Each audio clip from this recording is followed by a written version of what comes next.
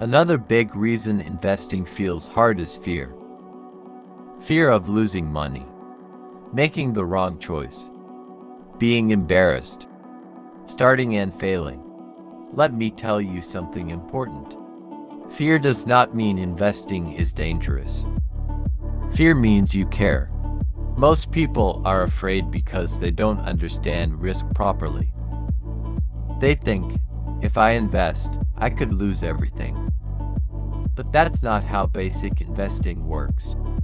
Long-term investing is not gambling. It's owning small pieces of many businesses over time. Yes, markets go up and down. That's normal. But historically, markets reward patience. Fear disappears when you invest money you don't need tomorrow. You focus on the long term. You stop checking prices every day. This is part 3 of a beginner investing series.